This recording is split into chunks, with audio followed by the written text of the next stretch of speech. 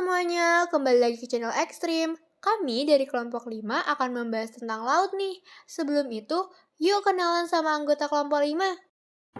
Assalamualaikum warahmatullahi wabarakatuh. Perkenalkan, nama saya Ahmad Kasih Fauzan Syifa dari kelompok 5 yang membahas tentang laut. Assalamualaikum warahmatullahi wabarakatuh.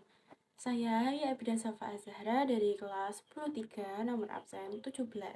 Assalamualaikum warahmatullahi wabarakatuh. Perkenalkan, nama saya Hazel Ivan Pamungkas dari kelas 10-3 absen 18. Assalamualaikum warahmatullahi wabarakatuh. Halo semuanya, saya Revalina Gladys Prameswari Putri dari kelas 10-3. Halo, saya Silvina Aurelia Nugroho, absen 31. Jadi, di kelompok 5 ini akan membahas 8 poin penting pada laut. Yaitu yang pertama, yaitu pengertian pesisir dan laut. Yang kedua, klasifikasi laut. Yang ketiga, morfologi laut. Yang keempat, gerakan air laut. Yang kelima, batas laut, teritorial, landas kontinen, dan zona ekonomi eksklusif. Untuk yang keenam, potensi dan pemanfaatan perairan laut. Yang ketujuh, pencemaran dan konservasi air laut. Yang kedelapan, lembaga-lembaga yang mengendalikan dan memanfaatkan data hidrologi.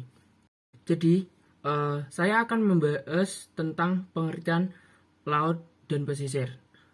Jadi, laut dan pesisir ini sangat berbeda ya teman-teman. Untuk pesisir merupakan daerah pertemuan antara darat dan laut. Ke arah darat meliputi bagian daratan, baik kering ataupun terendam air yang masih dipengaruhi oleh sifat-sifat laut seperti pasang surut, angin laut, perembesan air asin. Sedangkan ke arah laut meliputi bagian laut yang masih dipengaruhi oleh proses-proses alam. Untuk yang laut merupakan kumpulan air asin dalam jumlah yang banyak dan luas yang mengenangi dan membagi daratan atas benua atau pulau. Di sini saya akan melanjutkan materi yang tengah kita bahas dan tengah dipresentasikan. Di sini saya akan menjelaskan sedikit mengenai klasifikasi laut. Dirangkum dari Dinamika Hidrosfer tahun 2018, laut dapat diklasifikasikan berdasarkan proses terjadinya, letaknya, dan kedalaman lautnya. Berikut klasifikasi laut. Laut berdasarkan proses terjadinya. Berdasarkan proses terjadinya, laut bisa dibagi menjadi laut ingresi, laut yang terbentuk karena bagian dasarnya mengalami penurunan. Dasar laut turun akibat adanya tekanan vertikal dari dalam bumi atau endogen yang menimbulkan patahan. Lalu ada laut regresi, laut yang mengalami penyempitan atau pengangkatan daratan yang luas. Lalu ada laut transgresi, laut yang mengalami kenaikan permukaan laut atau penurunan daratan secara perlahan sehingga bertambah luas. Lalu ada laut berdasarkan letaknya.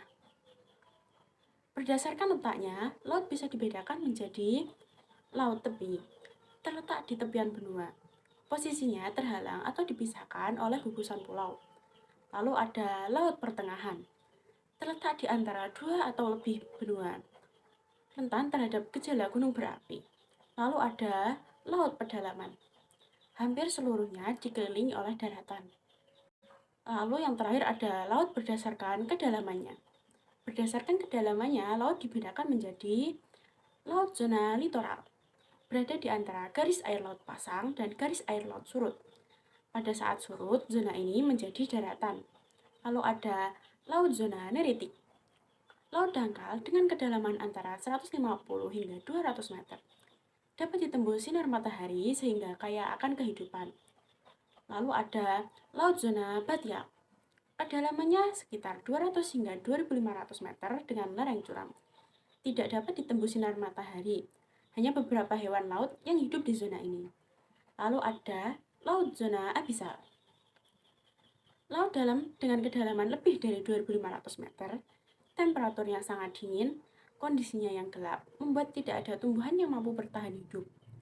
Hanya ada sedikit hewan laut yang mampu memancarkan sinar dari tubuhnya. Di sini saya dari kelompok 5 akan mempresentasikan yaitu tentang laut. Nah, saya akan menjelaskan tentang morfologi dasar laut. Morfologi dasar laut seperti halnya daratan tidaklah datar. Panorama permukaan dasar laut disebut juga morfologi dasar laut. Gambaran morfologi dasar laut didapat dari rekaman alat getaran suara atau echo sounding. Morfologi dasar laut adalah hasil dari peristiwa tektonik. Gambaran dasar laut reliefnya hampir sama seperti di daratan. Contohnya yaitu ada paparan benua. Paparan benua adalah dasar lautan dangkal dan luas muka dari zona litoral hingga zona neritik dengan kedalaman kurang dari 200 meter. Nah, yang selanjutnya yaitu ada lereng benua. Lereng benua adalah batas dari paparan benua. Morfologi ini terletak dari zona abisal kemiringan lereng ini sangat curam, yaitu sekitar 5 derajat atau lebih, sering disebut juga sebagai kaki benua. Kedalaman lereng benua sendiri yaitu 200 hingga 1800 meter. Yang ketiga adalah dasar samudra. Sekitar 59% dari permukaan bumi berupa dasar laut.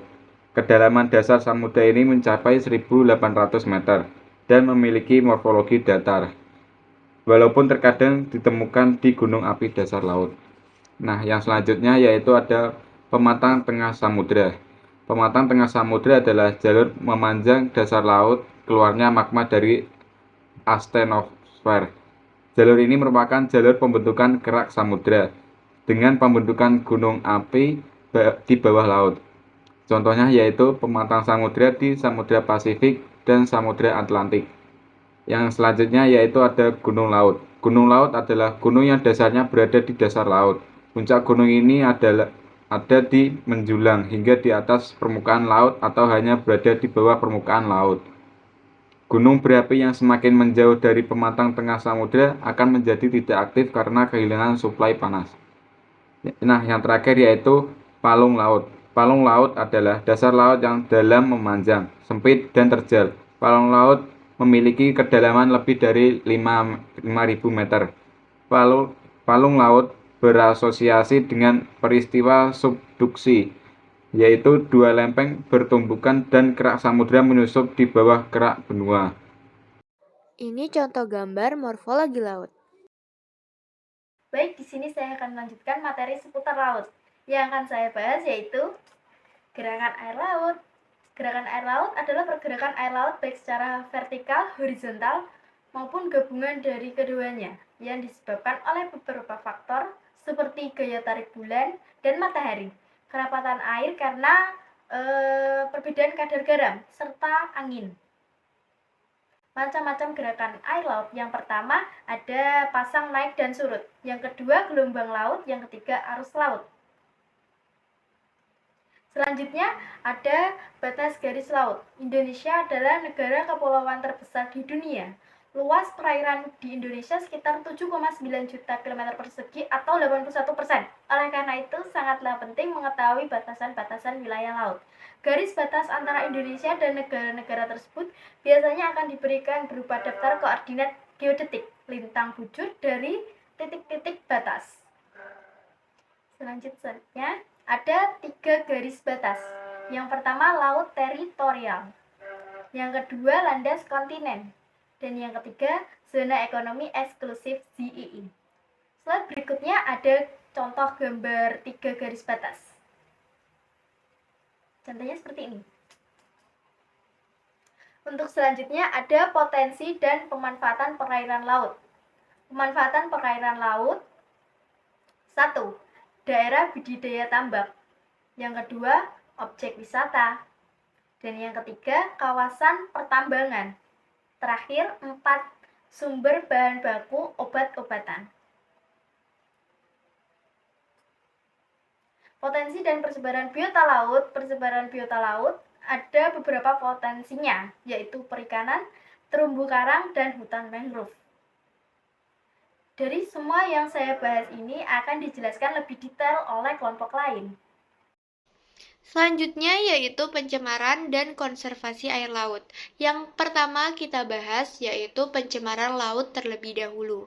Pencemaran laut diartikan dengan masuknya atau dimasukkannya makhluk hidup, zat, energi, dan komponen lain ke dalam lingkungan laut oleh kegiatan manusia, sehingga kualitasnya turun sampai ke tingkat tertentu yang menyebabkan lingkungan laut tidak sesuai lagi dengan fungsinya. Jenis pencemaran di laut. Yang pertama ada pencemaran laut akibat adanya aktivitas manusia, contohnya penggunaan berbagai macam jenis bahan kimia untuk pertanian, pelepasan logam-logam berat akibat proses industri, dan pengotoran atmosfer oleh penggunaan minyak bumi untuk menghasilkan energi. Yang kedua, ada pencemaran yang disebabkan oleh limbah domestik atau limbah industri di pantai. Yang ketiga, ada pencemaran laut karena adanya kegiatan-kegiatan radioaktif alam dari berbagai macam kegiatan manusia. Yang keempat, ada pencemaran yang disebabkan kapal laut. Dan yang terakhir atau yang kelima, yaitu kegiatan penambangan dasar laut. Berikutnya ada konservasi air laut. Apa itu konservasi? Konservasi adalah upaya yang dilakukan manusia untuk melestarikan atau melindungi alam. Upaya apa saja yang bisa kita lakukan?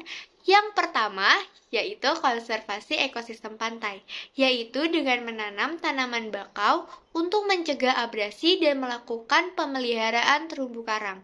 Yang kedua, ada konservasi hutan mangrove. Hal ini dapat dilakukan dengan penataan kembali wilayah mangrove atau rehabilitasi wilayah mangrove. Subbab selanjutnya yaitu lembaga-lembaga yang memanfaatkan data hidrologi. Apa itu data hidrologi? Data hidrologi merupakan data yang menjadi dasar dalam merencanakan kegiatan pengelolaan sumber daya air di wilayah sungai, seperti halnya dengan perencanaan bangunan irigasi, bangunan air, pengelolaan sungai, pengendalian banjir, dan lain-lain. Ini ada beberapa contoh lembaga yang memanfaatkan data hidrologi. Yang pertama ada Pusat Penelitian dan Pengembangan atau Puslitbang Sumber Daya Air Kementerian Pekerjaan Umum dan Perumahan Rakyat. Yang kedua ada Balai Besar Wilayah Sungai, Kementerian Pekerjaan Umum dan Perumahan Rakyat. Yang ketiga ada BPDAS, yaitu Badan Pengelolaan Daerah Aliran Sungai. Yang keempat atau yang terakhir yaitu ada KKP atau Kementerian Kelautan dan Perikanan. Sekian pembahasan materi tentang laut. Terima kasih sudah menonton dan mendengarkan materi dari kami. Jangan lupa like, share, comment, and subscribe to channel Ekstrim ya.